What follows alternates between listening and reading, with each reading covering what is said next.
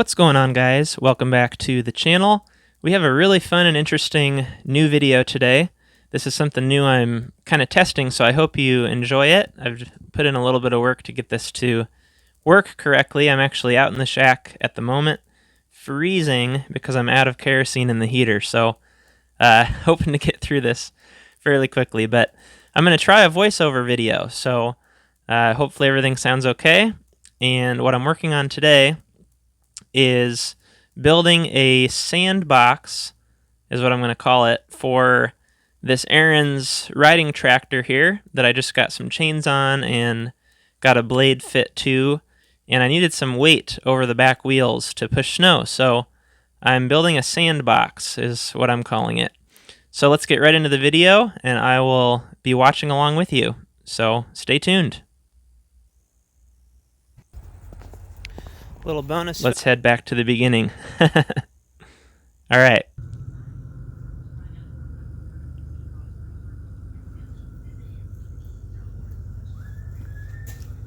So what I did is just kind of drew up, I don't think I actually show the drawing, but I drew up a design where there's kind of two mounting points on the back of the mower here, and I think those are for maybe like a canopy, or I'm not sure what attachment they are, but you see me testing these two bolts I got, some 1/2 inch by 1 bolts that are just going to slide into there perfectly.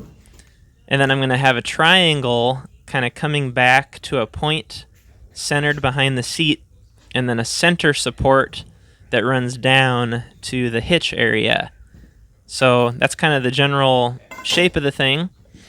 And my plan, at least at this point, but I might modify this, as you'll see later in the video, but my plan at this point was to box that in with sheet metal and basically dump some sand in there. So anyway, I'll just let you watch here. They are for sure Allen and not Torx.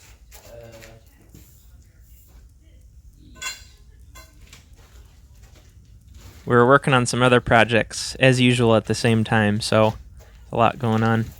Okay, so here I'm just getting a rough measurement. I think my initial thought was about 20 inches for each, I don't know what you'd call it, each brace at the top. And I did modify that down to about 18 inches, which might have been a little bit of a mistake. It's going to end up smaller than I wanted initially, but I just didn't want something sticking way off the back that was cumbersome, and you had to constantly watch behind yourself when you're backing up. And also this thing comes to a point, so it is kind of sharp, and I didn't want anything sharp sticking off the back. So anyway, I went ahead and cut my pieces to size here. And at this point I think I thought, wait a minute, why not cut it at an angle? There we go. Because I don't want them to come to a square point. I wanted them to kind of meet each other and look nice. So just cutting one of them. I much prefer, side note,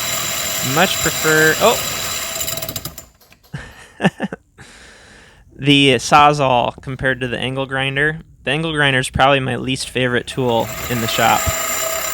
It's just such an aggressive, abrasive, literally abrasive tool. So much prefer the Sawzall.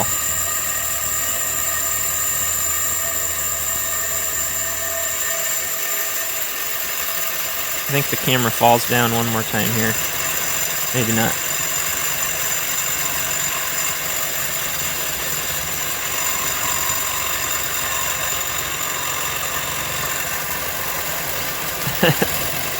Sure did. Okay, so I got the first one cut like so. And now what I did is just lined it up with the other one. I had already cut the other one, I guess. But now I just lined them up in the vise. Instead of measuring, I'm doing it kind of quick and dirty and cut those. So you'll see here, the angle did not come out right. The length was pretty good, but the angle at the peak there was not sharp enough. So just kind of guessing, I took these back to the vise, cut one sharper, and then chalked them up on top of each other so that I had some alignment to cut that second one. So now we're going to weld.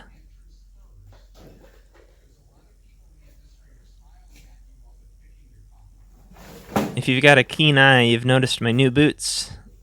Man, they look giant in this video. They're really not that giant.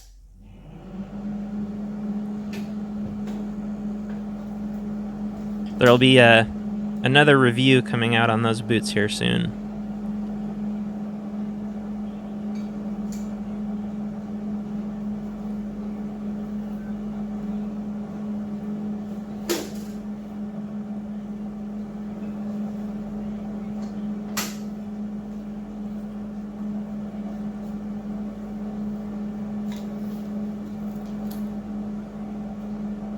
And I do not have, unfortunately this wasn't a 45 angle, and I also don't have any magnets, any fancy welding clamps or magnets, so this is my hillbilly holder, we'll call it. So there, I just, off screen, I took that back to the tractor, and if there's any difference in angle, I was going to bend it at this point to get it in the right spot before I fully welded. But you'll see how stinking close this was. And the gap is still... actually, it was a little bit too sharp at this point. So you're going to see me do some quality filling with the weld.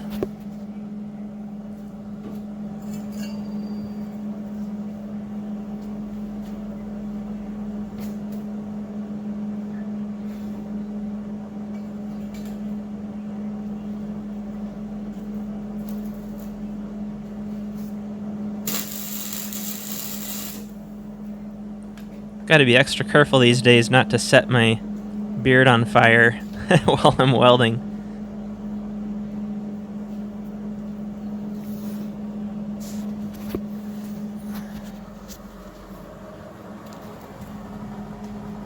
Okay, so I just got it tacked at the back there. You can see that it's not an acceptable gap. I think it was quarter, maybe even 3/8 of an inch of a gap, so that's really bad. But I've always told people if I ever had a welding podcast, it would be called Filling Holes, because I've gotten pretty good at filling poor quality gaps.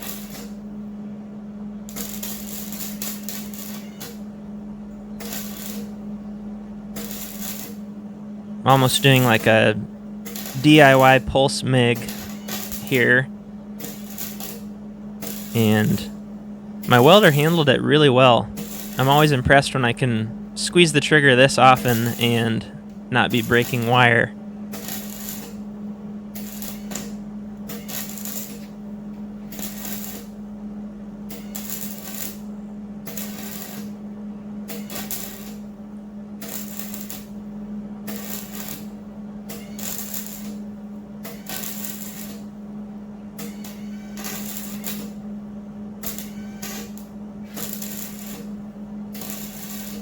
You can hear a few times there where the wire takes a second to spark. That's because it's sparking on the back side and I'm completely missing the hole. Like there.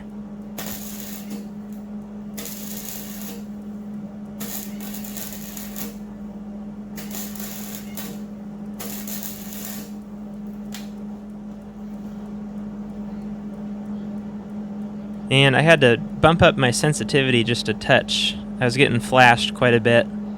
I don't know, I've never really been trained in welding, so if any of you are welders, I'm a little embarrassed, or humbled I should say.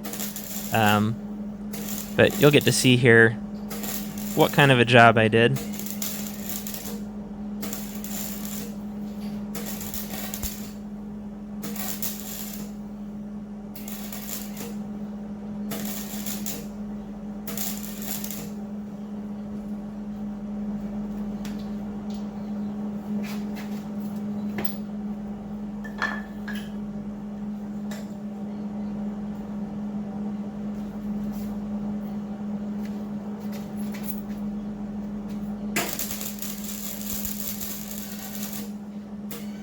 If I remember right, the backside was a little bit better, tighter of a gap, so I was able to buzz through this quite a bit quicker.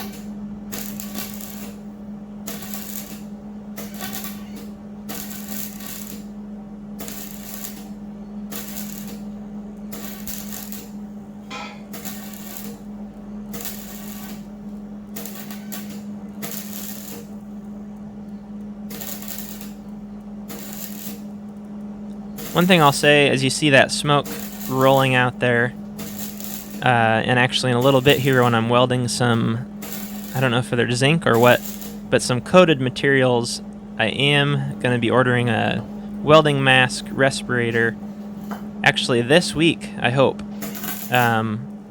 It's something I'm aware of that I need to have and not be breathing all these fumes. So I do have that planning to be on the way this week.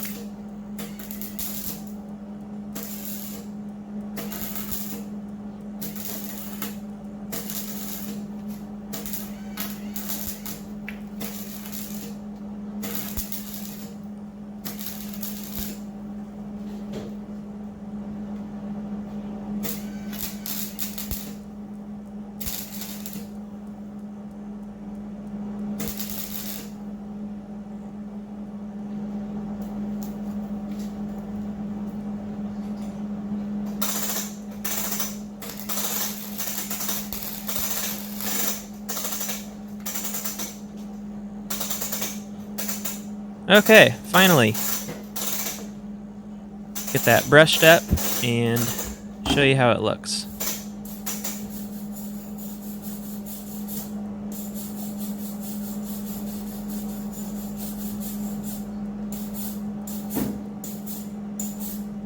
Do any of you know, I guess let me know, I do have a leather apron. I don't have a smock or whatever you'd call it, a pullover for welding, but I'm wearing a chamois shirt, and I've really liked these chamois shirts lately. Are those good for welding or not? If any of you know, let me know down below.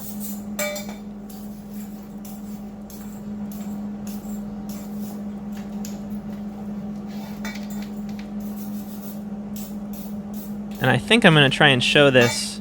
Nope, I'm going to take the camera over. Good.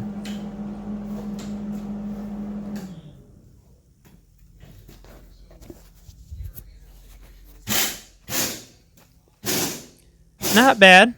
It's kind of a mess because of the gap, and I'm also welding with flux core wire as always, and just kind of inexperienced as I mentioned, so not super thrilled with my weld, but it's going to work. And I left a little bit of a hole there, sort of unnecessary, but just a drain hole. If that were to fill with snow melt or water and need somewhere to go. So you can see kind of the idea there. I'm filming that's going to sit right on top of these bolts like this. These are our 1/2 inch by 1 inch bolts. And it's a little bit unfortunate, but I cut those cross members just short so that I had to weld it halfway on the bolt. I would have liked to have fully welded that, but that's okay. So we just kind of fully welded those halfway around. And I think it's going to be plenty strong for what it's doing. Here I accidentally had the camera going the wrong way, so just this next clip is sideways. You get the idea though.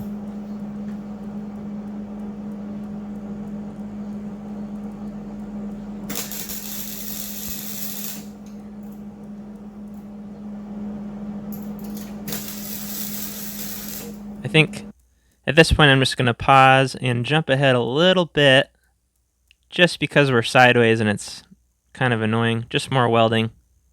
Okay, back into the video.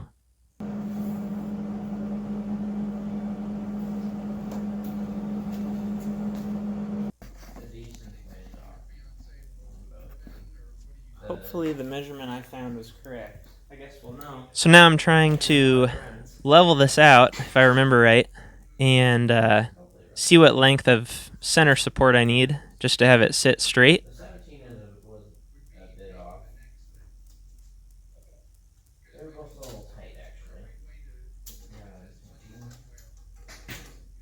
And I think I wanted to overdo it just a little bit, because you can always take more off, but kind of like a haircut. Can't put it back on. Although, with my welder, that statement is not necessarily true.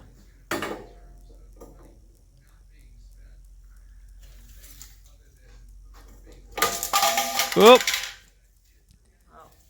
And that's where I decided not to be official and use the level, but it does make an appearance here in a little while.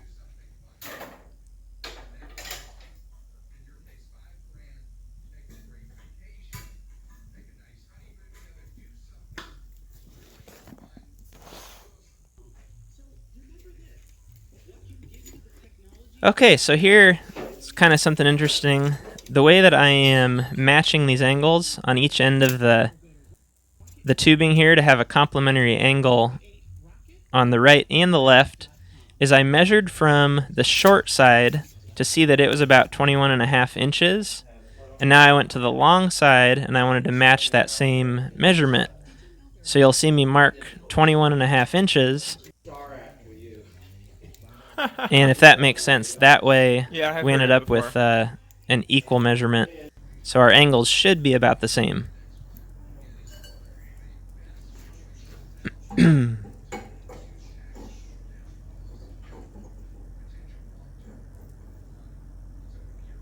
And the idea here was that it's going to be a little bit high above level, and then by the time I tighten everything down and get 70 pounds plus of sand in there, it'll sit as straight as possible.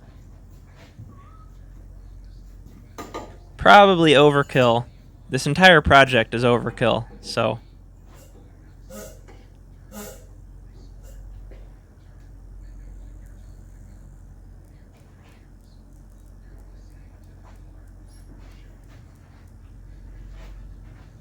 right on.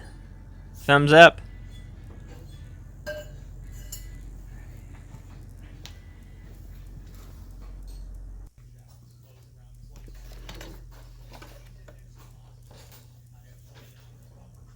So now I got a 5/8 by, I want to say 1.5 bolt. You'll see that in a second.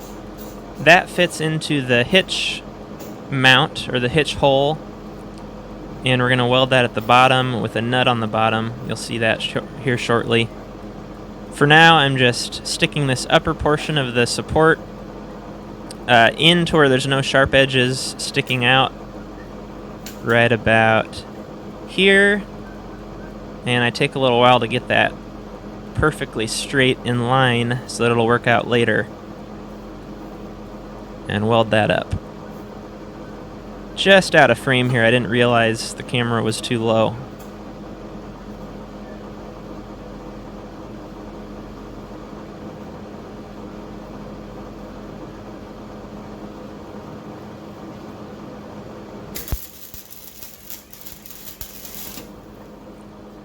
I think we'll pause there and just jump ahead again.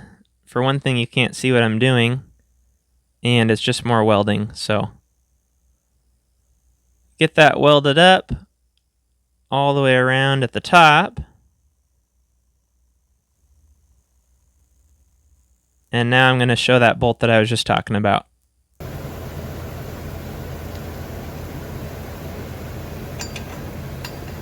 Again, this is 5/8.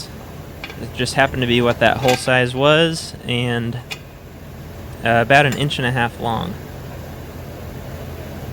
Now here again, I made a design change. I meant for the pipe to go around the top of that bolt, but then I changed that thinking that having the pipe butt up against the back of the tractor would give it much more support, because that's the direction that the weight would be pushing on it. So that way we're not pushing sideways on a weld at all times. That welded bolt is just more to hold it in place, but not so much to add any support.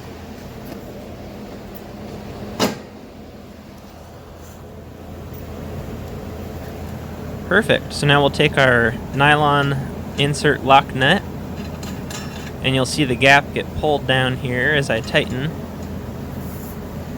Whew, that's hot.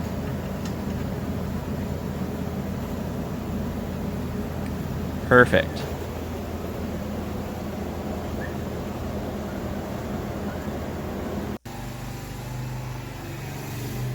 Okay guys, thanks for watching. Tune in to what'll become episode 2, and I'm hoping I can fit 70 pounds worth of sand in there. So we just need to box it off with a frame, tack on some sheet metal, and we'll dump the sand in. See you guys then. And of course I couldn't leave well enough alone. Bonus footage here. Had to take it out for a test run. I'm testing the mower. I should call it the tractor, I guess, at this point. Just got done with that video you just watched. Why won't that spring into place? Huh.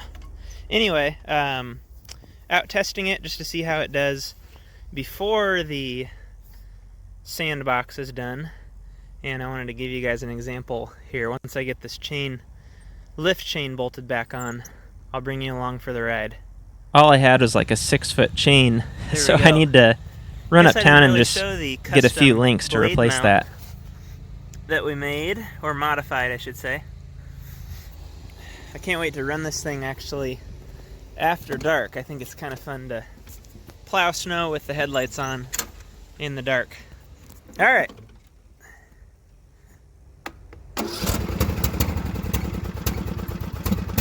Left the choke on way too long. I'm just kind of extending this road here behind the shop, a little alleyway. A truck did that, and I'll show you where I've been working. Right there. So we just need to make about one more pass, and it's getting pretty tall. Here we go.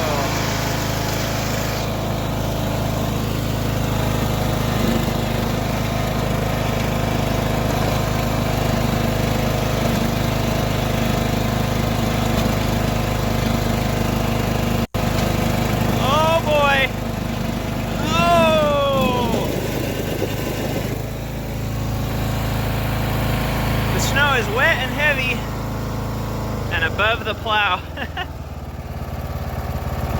I didn't expect to push that. So we'll see how it does with the sandbox.